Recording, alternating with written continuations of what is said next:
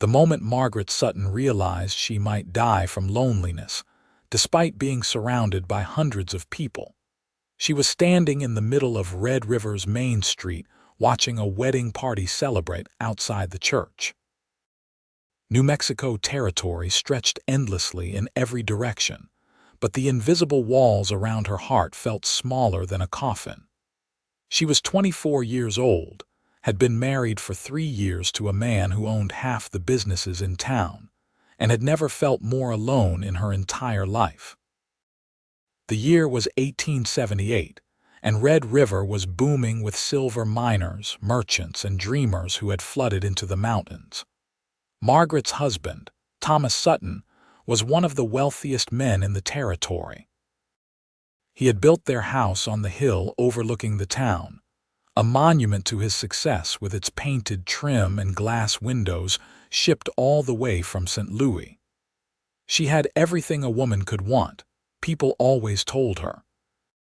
A fine house, beautiful dresses, servants to help with the cooking and cleaning, and a husband who provided generously. What they did not see was how Thomas looked through her as if she were made of window glass. How he spoke to her only to give instructions about dinner parties or to criticize the way she had arranged the furniture. How he came to her bed once a month with the mechanical efficiency of a man checking items off a list, then returned to his own room without a word. How every morning she woke up feeling like she was slowly disappearing, becoming less real with each passing day. Margaret walked home from town that afternoon with her basket of ribbons and thread, her footsteps echoing on the wooden sidewalk. Women nodded to her politely but never stopped to chat. The merchants' wives found her too refined, too much the lady of the manor. The rougher women of the mining camp would not dare approach Thomas Sutton's wife. She existed in a strange middle space, visible to everyone but known by no one. The house was empty when she arrived. Thomas had gone to Santa Fe on business and would not return for a week. The silence pressed against her ears until she wanted to scream just to break it. Instead, she went to the kitchen and made herself tea, carrying the cup to the front parlor where she sat in the chair by the window and watched the afternoon light change across the mountains. This was her life. This would always be her life. The thought settled over her like a heavy blanket, suffocating and inescapable. She had married Thomas because her father, a failed rancher, had insisted it was a good match. Because at 21, she had been too young to understand that financial security could not warm a cold marriage. Because she had been taught that a woman's duty was to marry well and make the best of whatever hand she was dealt. But nobody had warned her about this specific kind of death, the one where your heart kept beating but your soul slowly starved. Margaret was still sitting in that chair when the sun set, her tea long gone cold. She had not bothered to light the lamps. The darkness felt appropriate somehow, matching the void inside her chest. It was 3 days later when she first saw the cowboy. She had forced herself to go to the general store, knowing that if she did not leave the house, she might never find the strength to do so again. The store was crowded with miners buying supplies, and she stood near the fabric section, running her fingers over a bolt of blue cotton without really seeing it. That was when she felt it. The sensation of being truly seen, perhaps for the first time in years. Margaret looked up and found a man watching her from across the store.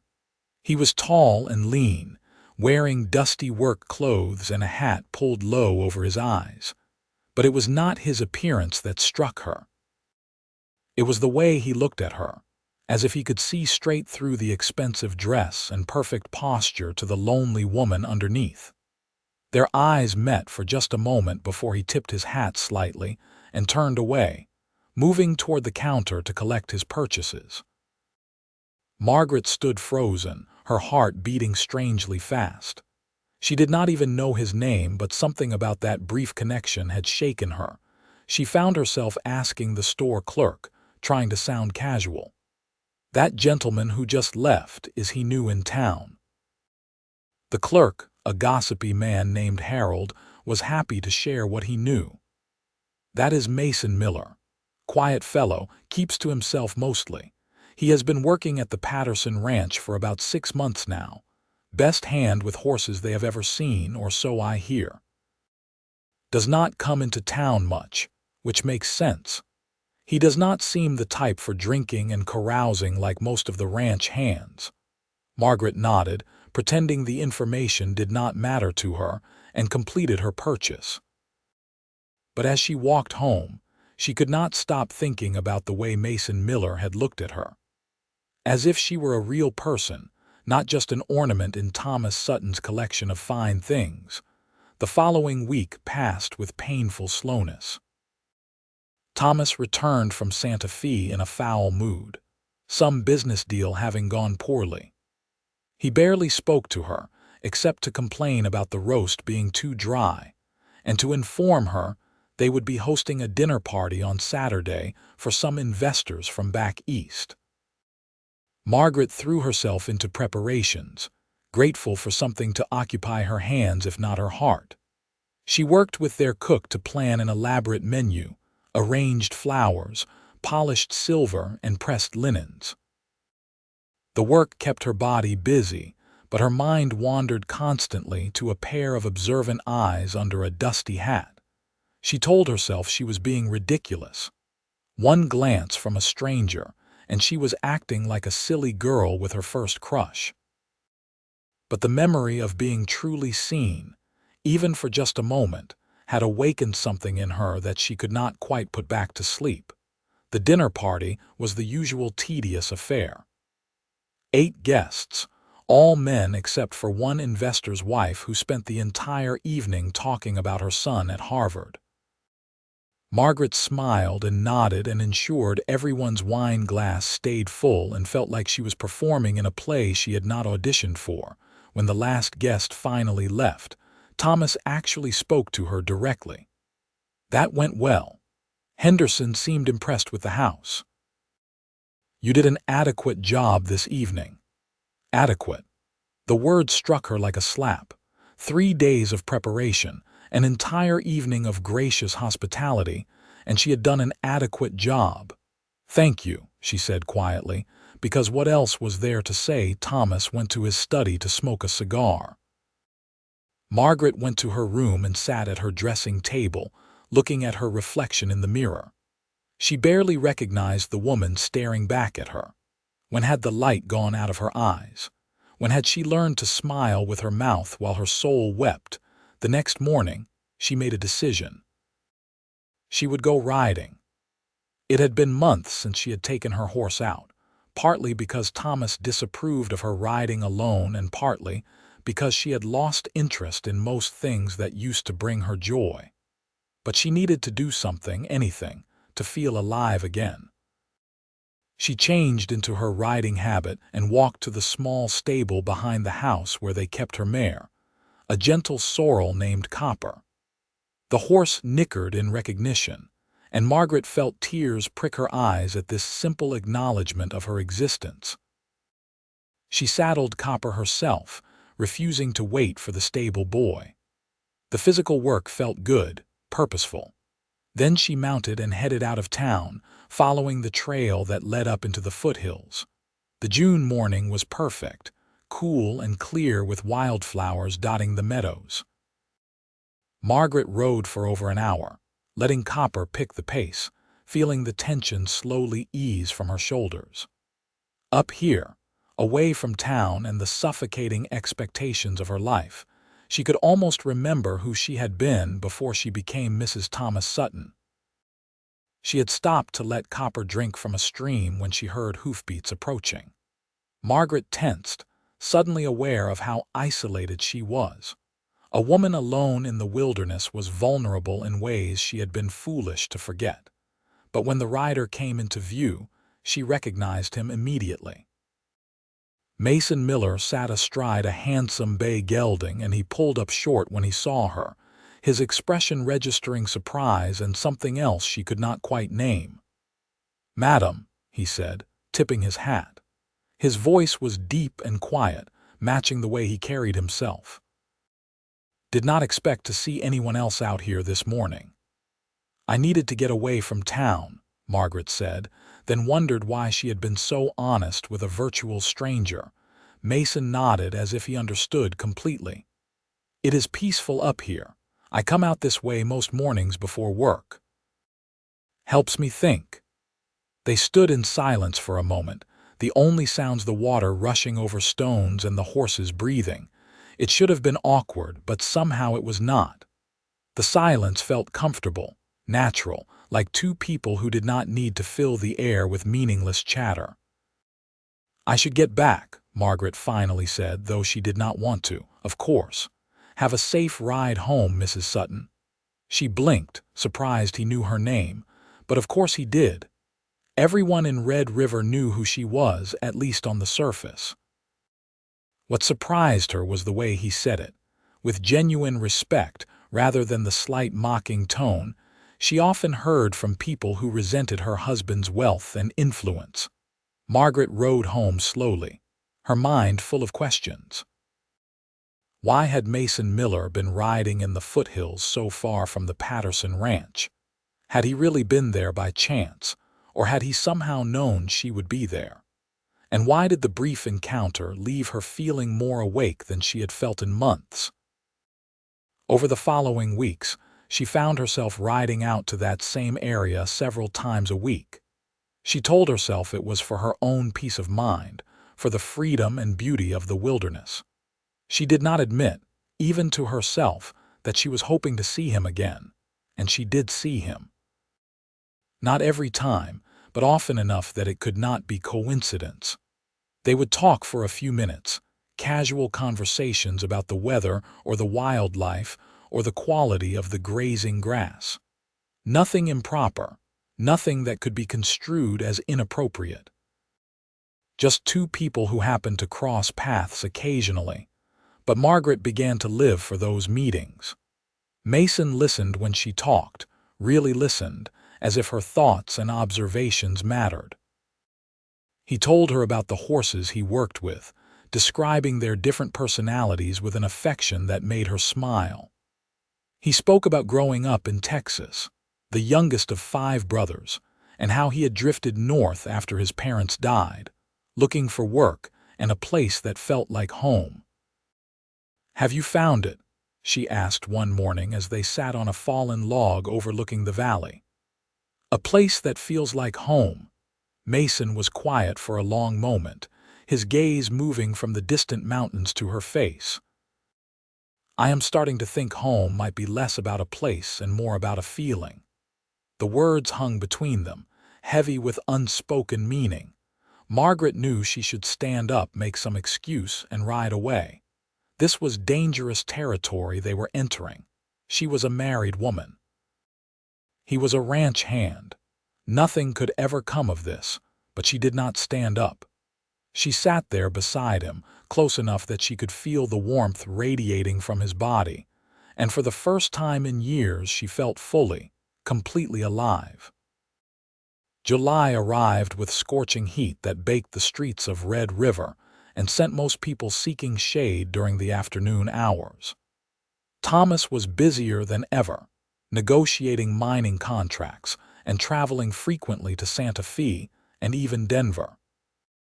He did not notice that his wife had taken to riding out most mornings.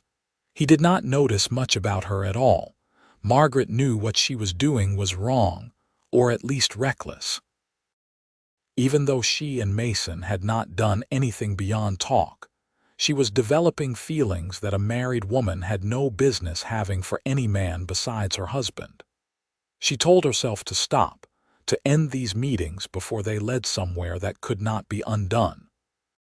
But she could not make herself stay away. One morning in late July, she arrived at their usual meeting spot to find Mason already there, pacing beside his horse with unusual agitation. When he saw her, relief washed over his face. "I was worried you would not come," he said. "Why would I not come?" Margaret asked, dismounting. Mason ran a hand through his dark hair, a gesture she had learned meant he was wrestling with something difficult. Because I have been lying to you, or at least not telling you the whole truth, and I cannot do it anymore. Her heart stuttered. What do you mean? These meetings, Margaret, they have not been accidents. He used her first name, which he had never done before. That first morning I saw you in the general store, I could see how lonely you were. It was like looking in a mirror. I have been lonely my whole life, even when I was surrounded by family, always feeling like I did not quite fit anywhere. And then I saw you, and I recognized that same loneliness in your eyes. I do not understand, she said, though part of her did. I started riding out here hoping I would run into you, Mason continued, his words coming faster now as if he needed to get them all out before he lost his courage. I asked around and found out you used to ride in the mornings, so I would come out here before work, hoping for a chance to see you, to talk to you, to spend even a few minutes with someone who understands what it feels like to be alone in a crowded world. Margaret should have been angry at the manipulation, but all she felt was a strange relief.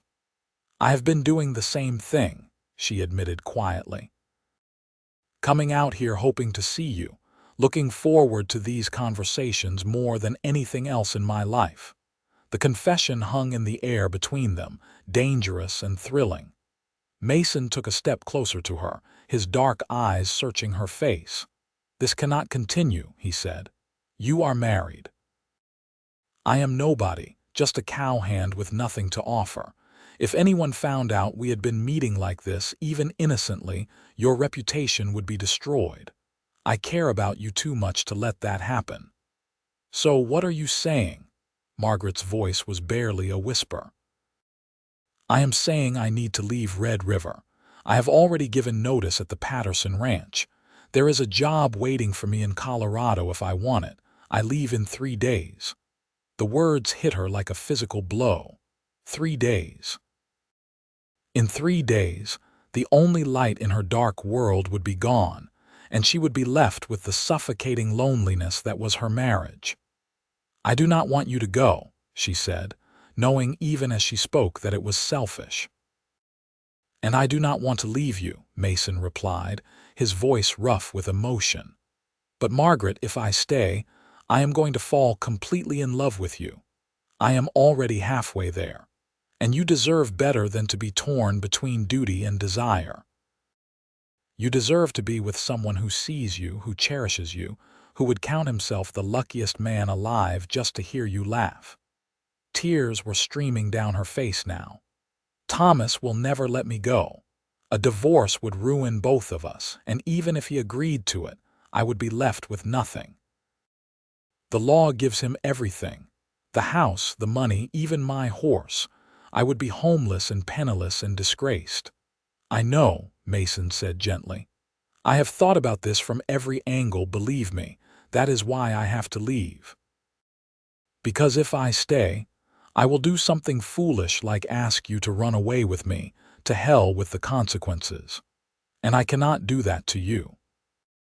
Margaret looked at this man who had seen her soul, who had awakened her from the slow death of her loveless marriage, and she made a decision that she knew would change everything.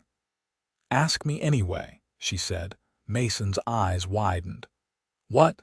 Ask me to run away with you.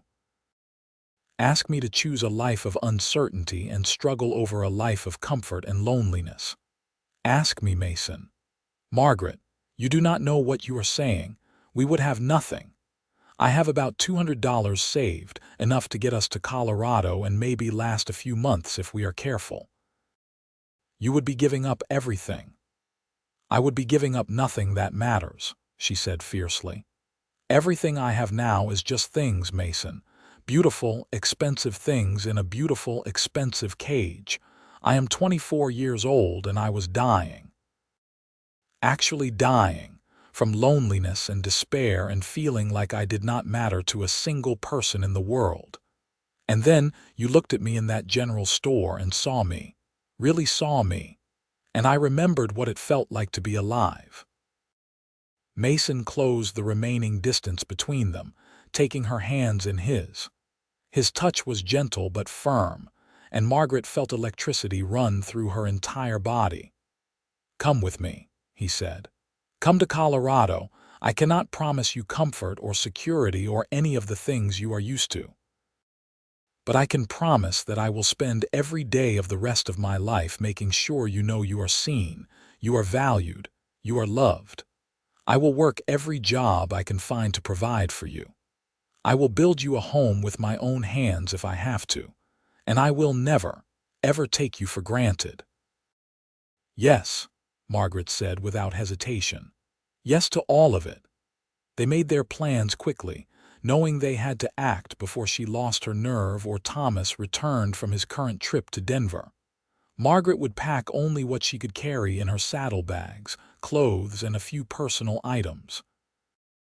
She would leave behind all the jewelry Thomas had given her, all the fine dresses and expensive trinkets. She would take Copper because the mare was the only thing in that house she truly loved besides the books in the library. Mason would finish his last days at the Patterson Ranch, collecting his final wages and making arrangements for their journey. They would leave before dawn on Sunday morning, while the town was still asleep. By the time Thomas returned and discovered her gone, they would be 2 days ahead of any pursuit. The ethical weight of what she was planning pressed on Margaret's conscience. She was going to abandon her marriage vows, steal away in the night, cause a scandal that would rock Red River for years to come. Thomas would be humiliated, and even though he had never loved her, he did not deserve that kind of public shame. But when she thought about spending the rest of her life in that silent house, having awkward dinners with a man who saw her as a decorative object, slowly disappearing until there was nothing left of the girl she had once been, she knew she could not do it. Sometimes survival required hard choices. She wrote Thomas a letter, drafting it a dozen times before she found words that felt honest without being cruel. She explained that she could not continue in a marriage where she felt invisible and unloved. She took full responsibility for her decision and asked him not to pursue her. She said she hoped he would eventually find someone who could make him happy in ways she clearly could not. She did not mention Mason by name. If Thomas wanted to divorce her for abandonment, so be it, but she would not give him ammunition to accuse her of adultery or to pursue Mason for criminal conversation, a legal claim that would allow him to sue the man who had supposedly stolen his wife's affections. The days before their planned departure crawled by with agonizing slowness. Margaret moved through her regular routines, accepting tea with the minister's wife, overseeing the household staff, playing the role of Mrs. Thomas Sutton for the last time. Every moment felt surreal, as if she were watching herself from a great distance. Saturday evening, she dismissed the servants early, telling them she had a headache and wanted the house quiet. She packed her saddlebags carefully, choosing practical clothes over fashionable ones. She included her mother's Bible, the only thing she owned that had real sentimental value. She counted the small amount of money she had managed to save from the household accounts, $43, and added it to the pile. Then she sat down and wrote letters to the few people who might worry about her. A note to her father, whom she had not seen in over a year, explaining her decision and asking for his understanding if not his approval. A letter to Sarah, one of the servant girls, thanking her for her kindness and asking her to take care of the household plants that Margaret had nurtured. She placed Thomas's letter on his desk in the study, where he would be sure to find it when he returned.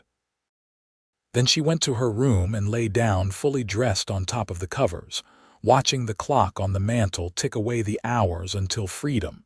She did not sleep. How could she when her entire life was about to change? At 4 in the morning, while the sky was still black and the town was silent, Margaret crept downstairs and out the back door. She crossed the yard to the stable where Copper waited, already saddled. Margaret had prepared everything the night before, unable to risk the noise of tacking up a horse while trying to make a stealthy departure. She led Copper out of the stable and down the hill, not mounting until they were well away from the house. The town was dark and quiet, not even the saloon still lit at this hour. She rode through Red River for the last time, her heart pounding so hard she thought it might break through her ribs. Mason was waiting where they had agreed, at the crossroads north of town. When he saw her coming, he smiled, and even in the darkness she could see the joy and relief on his face. "You came," he said. "Did you think I would change my mind? I hoped you would not, but I would have understood if you had." They rode north as the sky slowly brightened, putting distance between themselves and Red River as quickly as they could without exhausting the horses. Neither of them spoke much during those first hours. There would be time for words later. For now, they just needed to ride. The sun was well up when they stopped to rest the horses and eat some of the food Mason had packed. They were in rough country now, following trails that only someone familiar with the land would know. Mason had planned their route carefully, avoiding main roads and towns where they might be recognized. "Are you all right?" he asked as they sat in the shade of a juniper tree, sharing water from his canteen. Margaret thought about the question. She had just abandoned her marriage, her home, her entire life as she knew it. She was now a fugitive from propriety if not the law, riding into an uncertain future with a man she barely knew beyond a few morning conversations. "I am better than all right," she said, and realized it was true. "I feel free."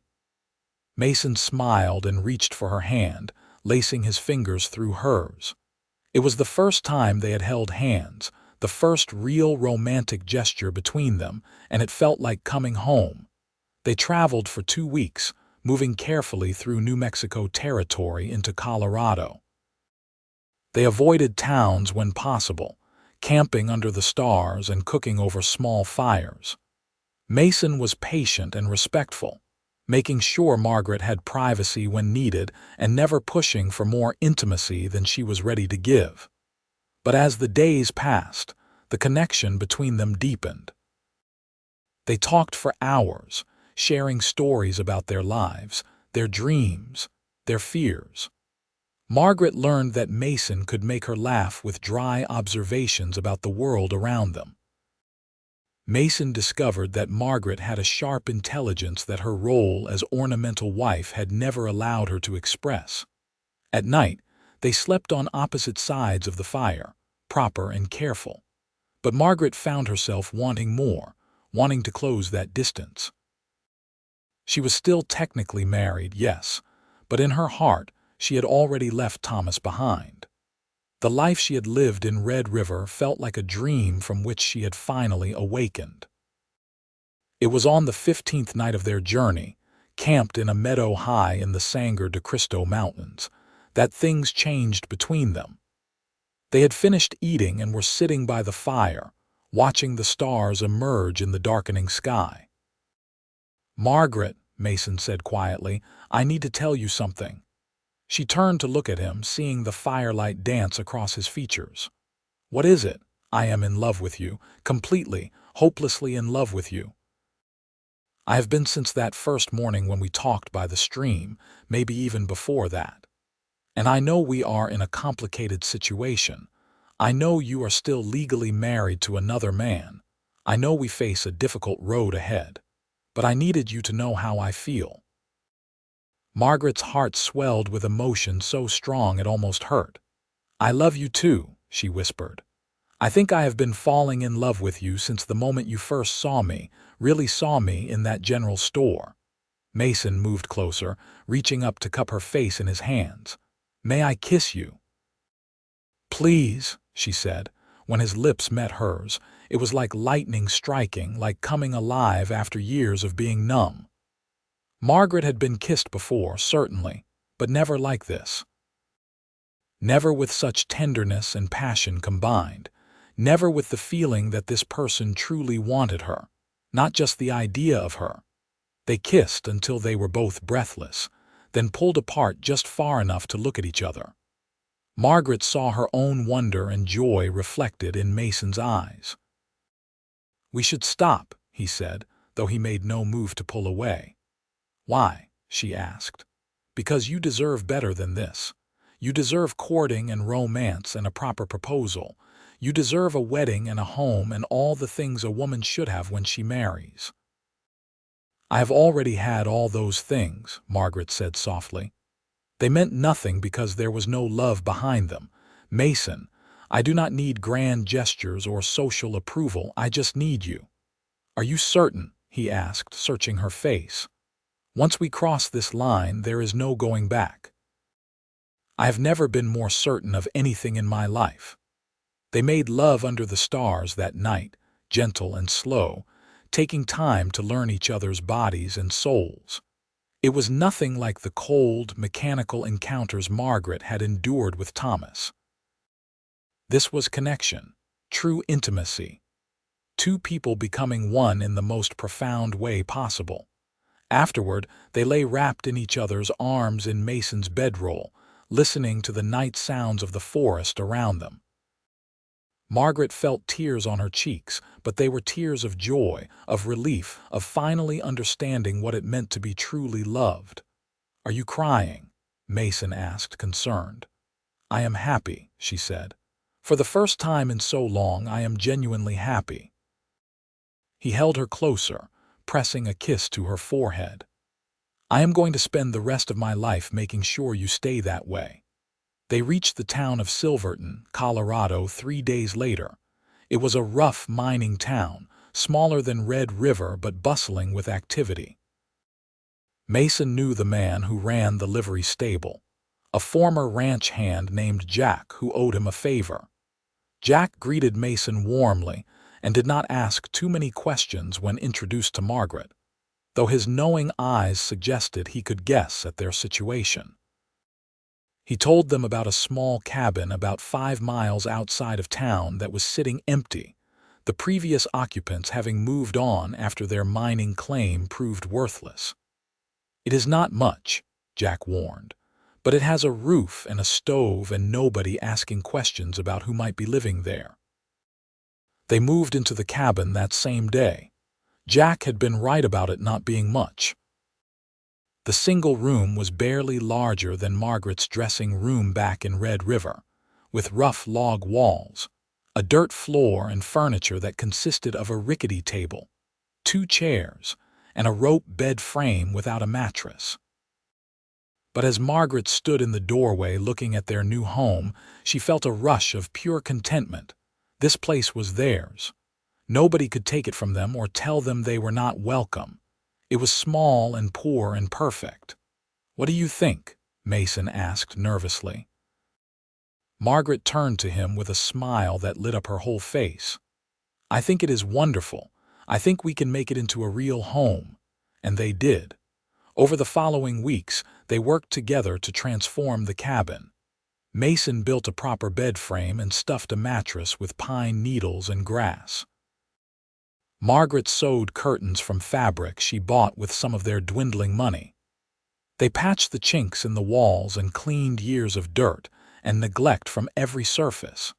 Mason found work at a nearby ranch, breaking horses and doing general labor. The pay was not much, but it was enough to buy food and supplies.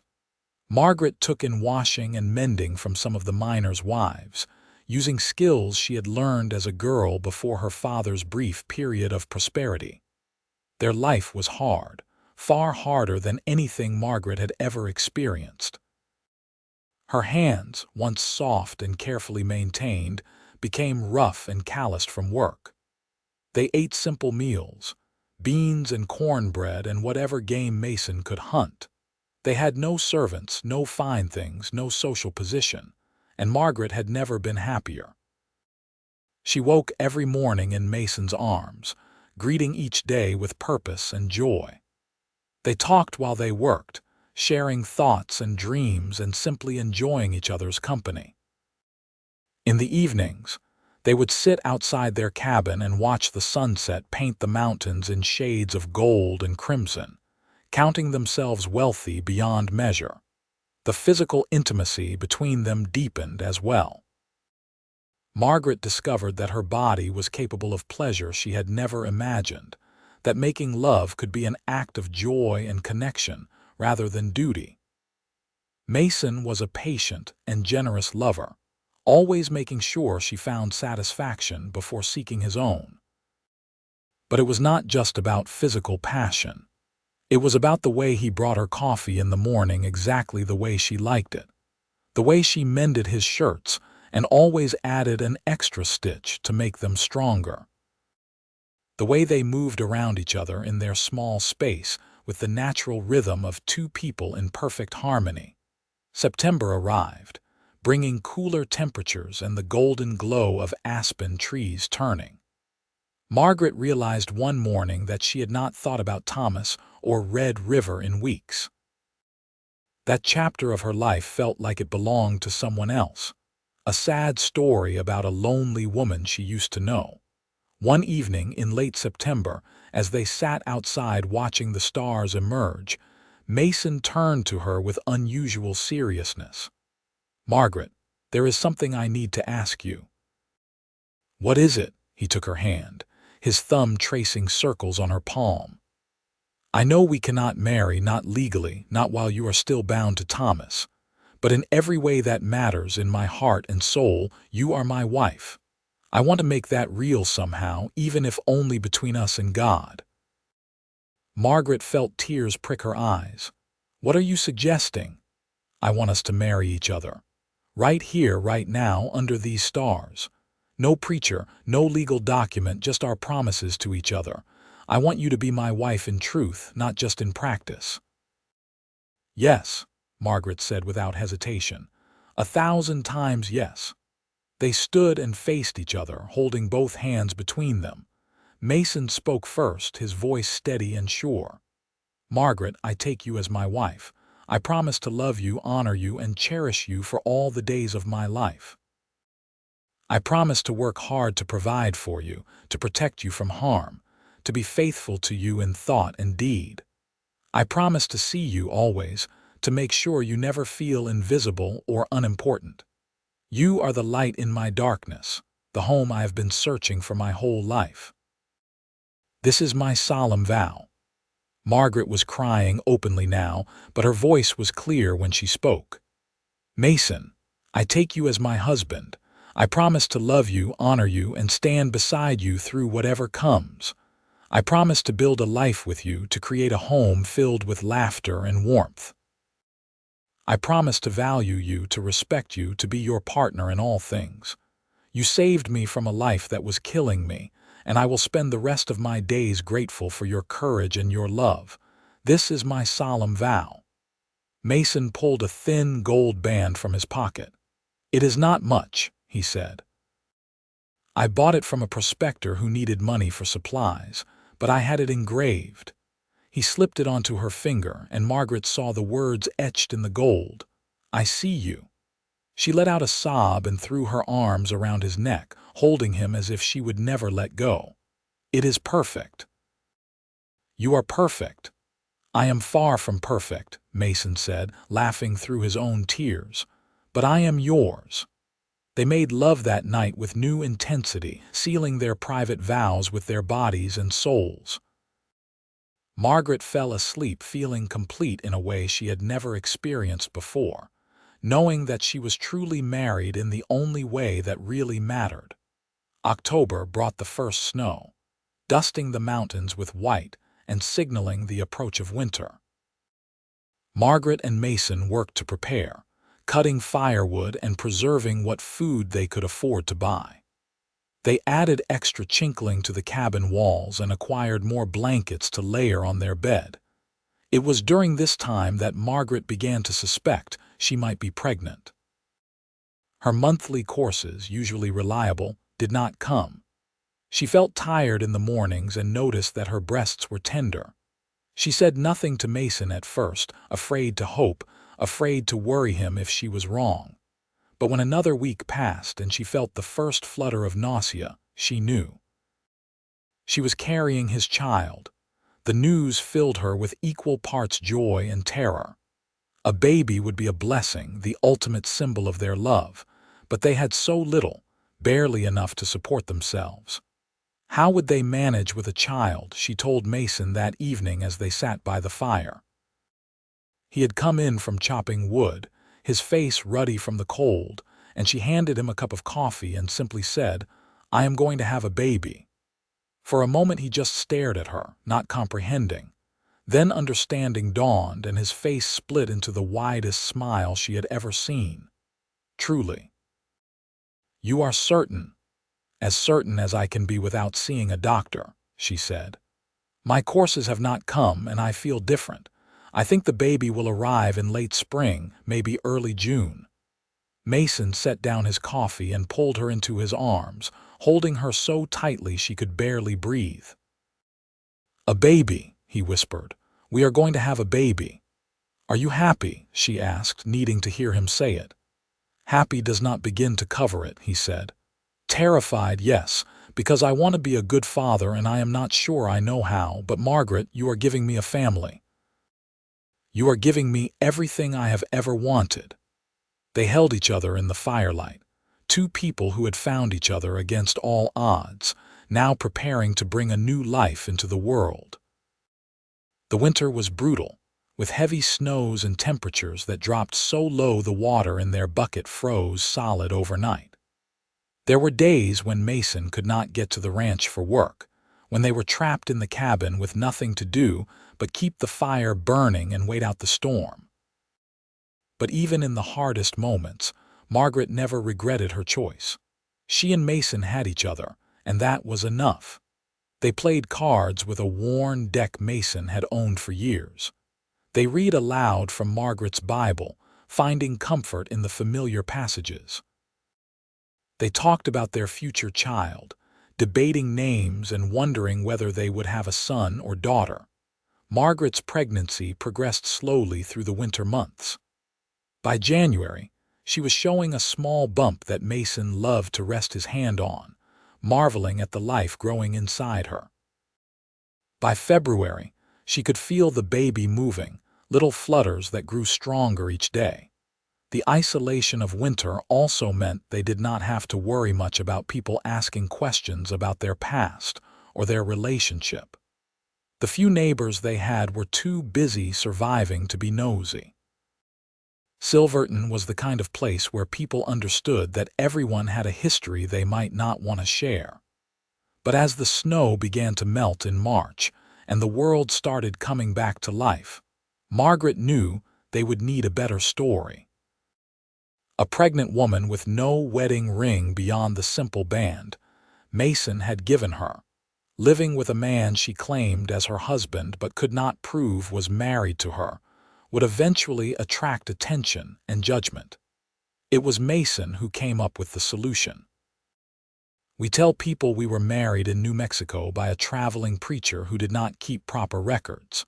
We have been husband and wife for a year, married before we came to Colorado. It is close enough to the truth that we will not have trouble keeping the story straight." "What about my name?" Margaret asked. "I have been using Margaret Miller since we arrived, but what if someone from New Mexico comes through and recognizes me as Margaret Sutton?" "Then we say you were widowed and remarried," Mason said firmly. "We do not owe anyone our full history. As long as we are consistent and do not volunteer information, most people will not question us." He was right. The few people they interacted with in Silverton accepted their story without much scrutiny. Margaret was Mrs. Miller, wife of the horsebreaker who lived in the cabin up the creek. She was known for her beautiful needlework and her quiet, kind demeanor. Nobody needed to know anything more. April brought wildflowers and longer days, and Margaret's belly swelled until she could no longer see her feet. She was tired all the time now, her back aching and her ankles swollen. But when Mason would come home from work and kiss her stomach, talking to their unborn child, she felt a contentment so deep it was almost painful. They had so little in the way of material things. No fancy nursery, no elaborate baby clothes. Margaret sewed tiny gowns from soft fabric she traded washing services for, and Mason built a cradle from pine wood, sanding it smooth so there would be no splinters to harm delicate skin. On a warm evening in late May, as Margaret stood outside the cabin watching the sunset, she felt the first contraction. It was mild, just a tightening across her belly, but she knew what it meant. Their baby was ready to be born. "Mason," she called, trying to keep the fear out of her voice. She had no mother to guide her through this, no experienced women to help with the birthing. Just her husband and her own courage. Mason came running, taking one look at her face and understanding. "Is it time?" "I think so.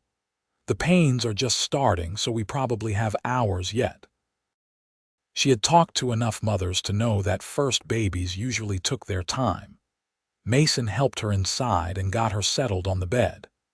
Then he rode to fetch the closest thing Silverton had to a midwife, a tough old mining widow named Betty, who had delivered more babies than she could count. Betty arrived an hour later, took one look at Margaret, and announced that the baby would not come until morning at least. "First babies like to take their sweet time," she said cheerfully. "Might as well rest while you can, dear." But as the night wore on and the contractions grew stronger, Margaret found rest impossible. The pain came in waves, each one stronger than the last. Mason held her hand, wiped her forehead with cool cloths and whispered encouragement. Dawn was breaking when Betty finally said it was time to push.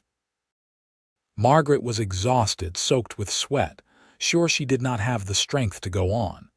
But then she felt Mason's arms around her, supporting her, and heard his voice in her ear. "You can do this, Margaret. You are the strongest person I know. Our baby is almost here." She pushed with everything she had left, and suddenly the room filled with the sound of an infant's cry.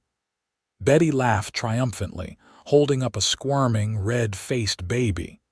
"It is a boy," she announced. "A healthy, perfect boy." Margaret collapsed back against Mason, tears streaming down her face as Betty cleaned the baby and wrapped him in a blanket. Then the midwife placed the tiny bundle in Margaret's arms, and she looked down at her son for the first time. He was beautiful, with a shock of dark hair and his eyes scrunched shut against the bright world he had just entered. Margaret counted his fingers and toes, marveling at the perfection of him. This tiny person was half her and half Mason, a living symbol of their love. "Hello, little one," she whispered. "We have been waiting for you." Mason was staring at his son with an expression of absolute wonder. "He is perfect," he said, his voice thick with emotion. "Thank you, Margaret. Thank you for him, for this, for everything." They named him Matthew, a good solid name that meant gift of God. Because that was what he was, Margaret thought, a gift they had not dared to hope for. The first weeks of motherhood were harder than Margaret had imagined. Matthew was colicky, crying for hours at a time for no reason she could determine. Her body was sore and tired, recovering from the trauma of childbirth. She and Mason stumbled through those early days in a haze of exhaustion, taking turns walking the floor with their fussy son. But there were moments of pure magic, too. The first time Matthew smiled at her, even though everyone said it was probably just gas. The way he would quiet when Mason sang to him in a low, rumbling voice. The feeling of holding her son while he nursed, his tiny hand curled around her finger. Margaret sometimes thought about the life she had left behind in Red River. She wondered if Thomas had divorced her or simply told people she had died. She wondered if anyone had figured out that she ran away with Mason or if they thought she had left alone. She wondered if her father had received her letter and what he had thought, But those thoughts came less and less often as the months passed. This was her life now, her real life, and she would not trade it for anything. Matthew grew stronger and healthier as summer progressed. By the time he was 3 months old, he was smiling and cooing, reaching for bright objects and responding to his parents' voices. Mason was a natural father, patient and gentle, spending every free moment with his son. One evening in August, as they sat outside watching Matthew try to grab at fireflies, Mason said, "I have been thinking about the future." "What about it?" Margaret asked, adjusting their son on her lap. "The ranch where I work is struggling. The owner is thinking about selling. But I have been talking to Jack at the livery, and he thinks there might be an opportunity for me to start my own horse-breaking business. People are always looking for someone good with horses, and I have built a decent reputation around here." "That sounds wonderful," Margaret said. "But would it make enough money to support us?" "I think so, especially if we are careful. And it would give me more control over my own time, let me be home more with you and Matthew. I am tired of working for someone else, Margaret. I want to build something that is ours." Margaret smiled, pride swelling in her chest. "Then you should do it. We will make it work somehow." And they did. Mason gave notice at the ranch and used the last of their savings to buy the tools and equipment he needed. He started small, working with horses that other people had given up on, using his patient methods to gentle them. Word spread about his skill, and soon he had more work than he could handle.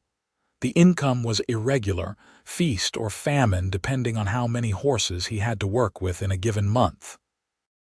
But it was enough. They ate well, kept the cabin warm, and even managed to save a little for emergencies.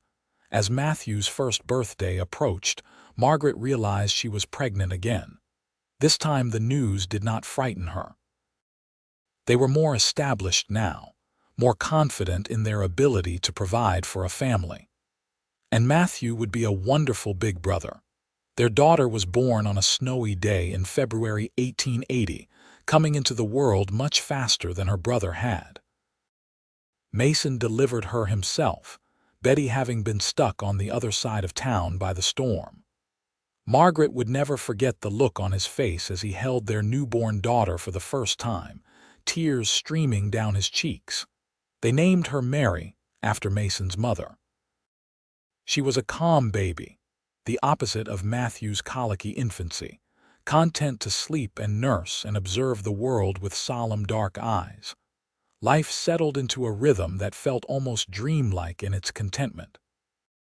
Mason's business continued to grow, and they were able to add a second room to the cabin, giving Matthew his own small space and them a bit more privacy.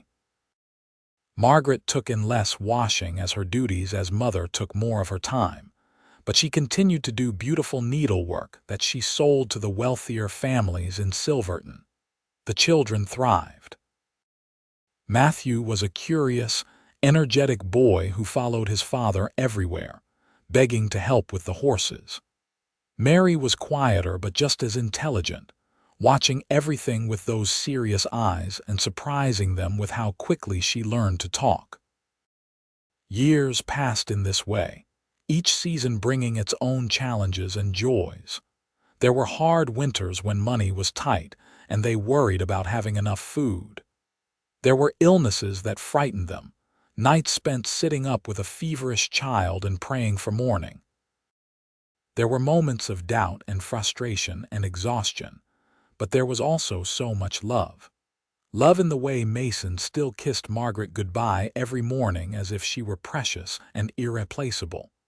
Love in the way she still felt her heart skip when he came home each evening.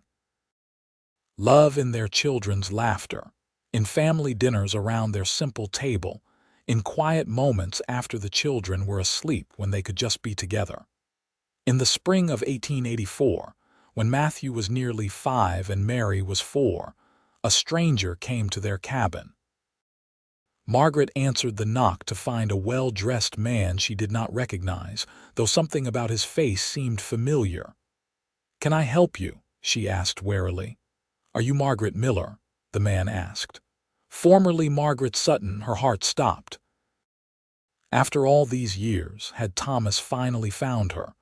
Was he here to drag her back, to take her children, to punish her for running away? "Who are you?" she asked instead of answering. "My name is Daniel Garrett. I am a lawyer from Santa Fe. I have been searching for you for several months on behalf of your late husband's estate." Late husband. The words took a moment to register. "Thomas is dead." "I am afraid so. He passed away last year from pneumonia. I am sorry to bring you this news." Margaret felt a strange mix of emotions. Sadness for a life cut short, relief that she would not have to fear his pursuit anymore, and guilt that her strongest feeling was relief. "Why were you looking for me?" she asked. "Because Mr. Sutton made a new will shortly before his death. In it, he left you a sum of money and asked me to find you and deliver it. He said it was what you were owed, what he should have given you when you left." Margaret could hardly believe what she was hearing. "Thomas left me money, $5,000, the lawyer said, "a significant sum. He also included a letter for you, if you would like to read it." Margaret invited the lawyer inside, calling for Mason, who had been working with a horse in the small corral beside the cabin. Together they sat at their table while Mr. Garrett explained the situation. Thomas had apparently been changed by Margaret's departure. The scandal had nearly ruined him socially, but it had also forced him to examine his own behavior. He had sold most of his business interests and lived quietly for his remaining years. In his will, he had formally acknowledged that their marriage had been a failure due to his own coldness and neglect, and he wanted to make amends in the only way he still could. The letter Thomas had written was brief, but heartfelt. He apologized for treating her as an object rather than a person. He said he hoped she had found happiness wherever she had gone. He asked for her forgiveness, though he said he knew he did not deserve it. Margaret cried as she read it, not for the loss of Thomas, but for the sad waste of what their marriage could have been if he had learned these lessons sooner. But she also felt a weight lift from her shoulders. Thomas had set her free, truly free, both legally and financially. The $5,000 was more money than Margaret and Mason had ever imagined having. They could have built a larger house, bought land, expanded the business significantly. But they talked about it carefully, thinking about what would truly make their lives better. In the end, they decided to use the money wisely but not extravagantly. They bought 20 acres of land with good grazing and built a proper barn for Mason's horse-breaking business. They expanded the cabin into a real house, with separate bedrooms for the children and a parlor where they could entertain the friends they had made in Silverton. They put aside money for Matthew and Mary's futures, whatever those might hold, but they did not change who they were or how they lived. They still worked hard, still valued simple pleasures over material possessions, still found their greatest joy in each other and their children. The years continued to pass, each one adding new layers to their story. Mason's reputation as a horse trainer spread throughout Colorado, and he was able to charge more for his services, bringing in a steady income. Margaret became known for her kindness and wisdom, the woman other wives came to when they needed advice or just a sympathetic ear. Matthew grew into a tall, serious boy who loved working with his father and the horses. Mary was bright and curious, teaching herself to read from Margaret's old Bible and any other books they could acquire. In 1886, Margaret gave birth to another son whom they named Michael. He was a happy, adventurous child who kept them on their toes. On their 10th anniversary of their private vow ceremony, Mason surprised Margaret by arranging for them to be legally married. Thomas's death and will had cleared the way, making Margaret truly a widow free to remarry. Mason wanted their union to be official, recognized by law and church. They married in a simple ceremony at the small church in Silverton, with their children and a few close friends in attendance. It was nothing like Margaret's first wedding, with its elaborate dress and formal reception. This time she wore a simple blue dress she had sewn herself. The church was tiny and rough.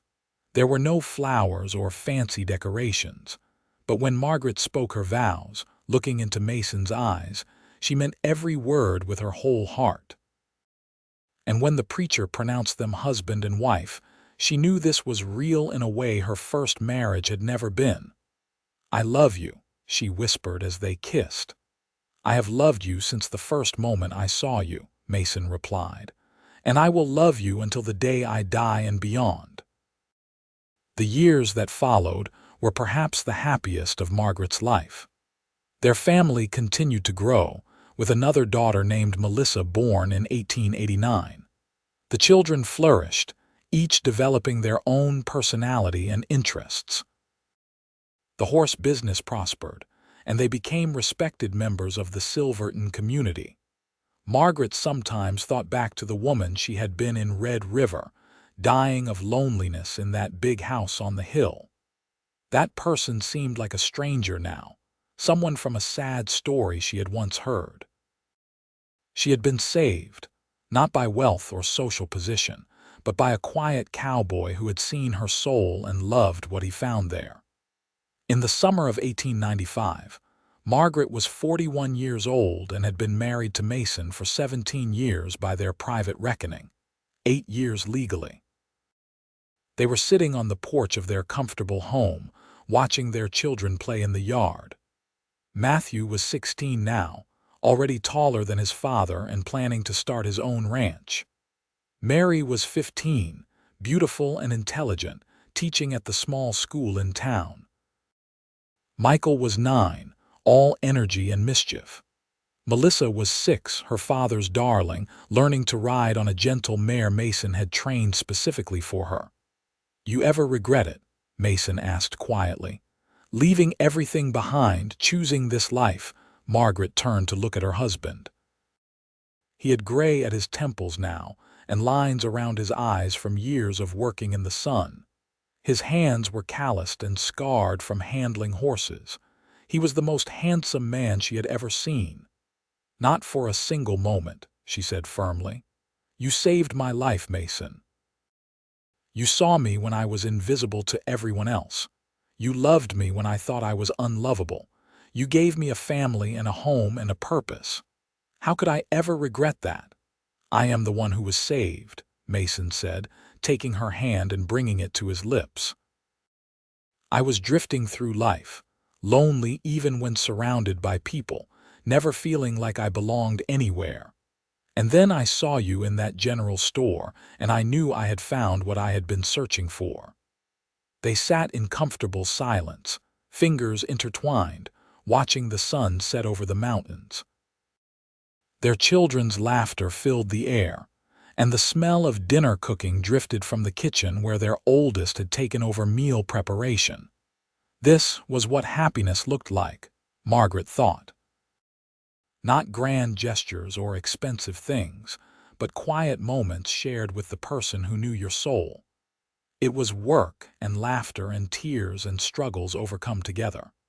It was building a life brick by brick, choosing love every single day even when it was hard. As darkness fell and they called the children inside for dinner, Margaret sent up a silent prayer of gratitude. She had been given a second chance at life, and she had not wasted it. She had loved deeply and been deeply loved in return. She had raised good children who knew they were valued and seen. She had built a home filled with warmth and joy. The years continued their steady march, bringing changes both expected and surprising. Matthew did indeed start his own small ranch with help from his father, marrying a sweet girl named Emma from one of the neighboring properties. Mary chose to continue teaching, finding deep satisfaction in shaping young minds, though she eventually married a merchant from Durango and moved to that growing town. Michael followed his father into horse training, developing the same patient skill that had made Mason so successful. Melissa became the adventurous one, to everyone's surprise, learning to handle horses as well as any man and helping her father and brother with the more difficult animals. Margaret and Mason became grandparents, then grandparents many times over. Their home was always full of children and noise and love. Mason's hair turned completely gray, then white, but his hands remained steady and his eyes sharp. Margaret developed arthritis in her fingers, making the fine needlework she once loved difficult, but she found other ways to keep busy, tending an extensive garden and helping the young mothers in town.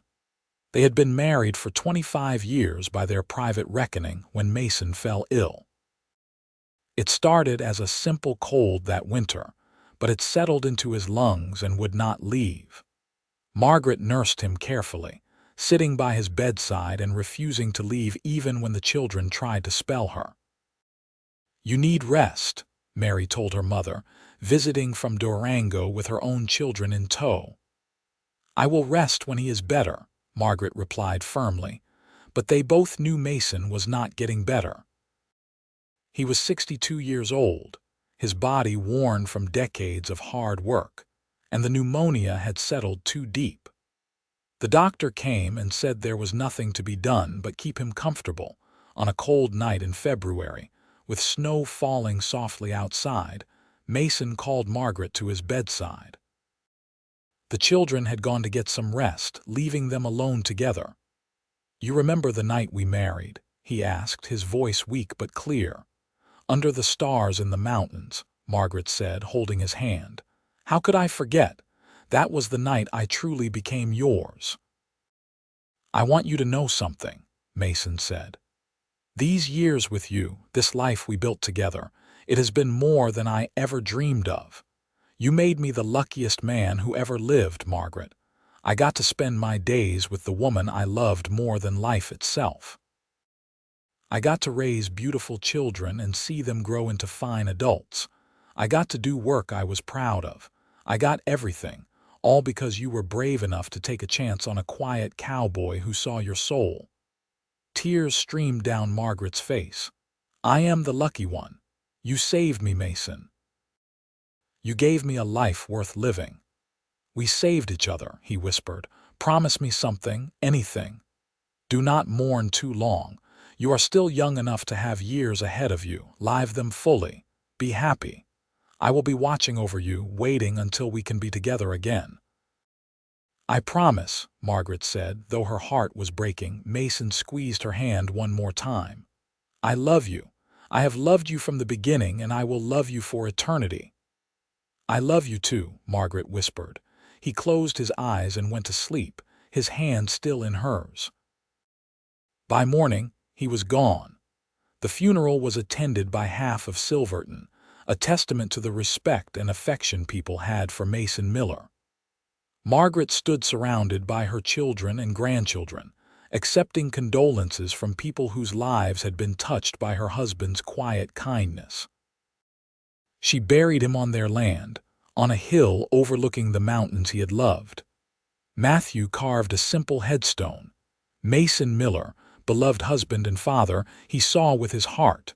The months after Mason's death were the hardest of Margaret's life. The grief was crushing, a physical weight that made it difficult to breathe. She wandered through the house they had built together, seeing him everywhere, hearing his voice in the quiet moments. But she had promised him she would not mourn too long, that she would live fully. So she forced herself to keep going. She spent time with her children and grandchildren. She tended her garden and helped the neighbors. She sat on the porch in the evenings and talked to Mason as if he were still there, telling him about her day and the family news. Slowly, the sharp edge of grief dulled into a softer ache. She found she could remember him with smiles instead of just tears. She could tell stories about their life together and laugh at the funny moments. She could look at his empty chair and feel gratitude for the years they had shared rather than just sorrow for the years they had lost. Margaret lived for another 12 years after Mason's death, dying peacefully in her sleep at the age of 63. Her children found her in the morning, lying in bed with a slight smile on her face, as if she had seen something beautiful in her dreams. They buried her beside Mason on the hill, adding to her headstone the words, "Margaret Miller, beloved wife and mother, she was truly seen." In the years that followed, their children and grandchildren would tell the story of Margaret and Mason, the quiet love story that had shaped their family. They told it to teach their own children about real love, the kind that sees past surfaces to the soul beneath. The kind that chooses courage over comfort, connection over convenience. They told how a lonely woman in a crowded town had been dying inside until one quiet cowboy really looked at her and saw the person she was meant to be. How they had risked everything for each other and built a life of simple richness. How they had loved deeply and raised their family with kindness and wisdom. The cabin where they first lived together eventually fell into ruins, but the house Mason built with the money from Thomas's will remain in the family for generations. Matthew's grandson eventually turned it into a working ranch that became known throughout Colorado. Mary's great-granddaughter became a famous teacher who founded schools throughout the West. Michael's descendants continued the horse training tradition, passing down the gentle methods Mason had perfected. And in the family Bible that had once belonged to Margaret, pressed between the pages where she and Mason had first read together, someone found a dried wildflower from the mountains of New Mexico.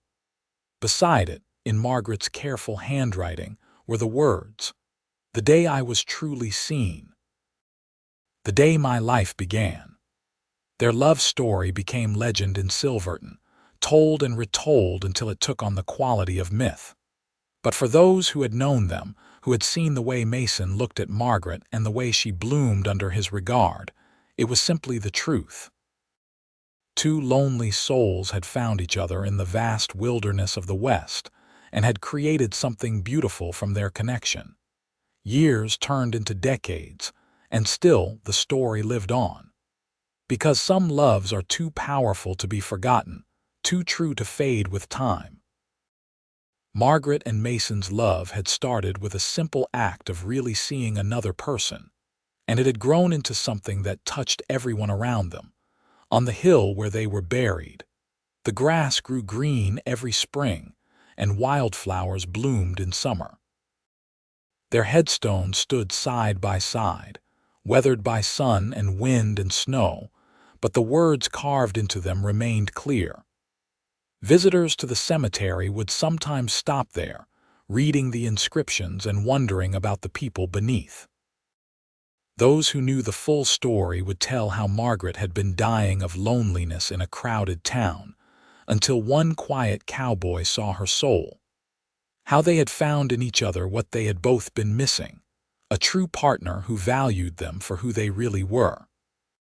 How they had built a life based on mutual respect, genuine affection, and the daily choice to love even when it was difficult. It was a simple story in many ways, without dramatic villains or spectacular adventures. Just two people who found each other, fell in love, and built a life together. But in that simplicity was a profound truth about what really matters in life. Not wealth or social position or grand gestures, but being truly seen by another person. Being valued for your authentic self. Finding someone who will walk beside you through all of life's challenges and joys. Building something meaningful together, one day at a time.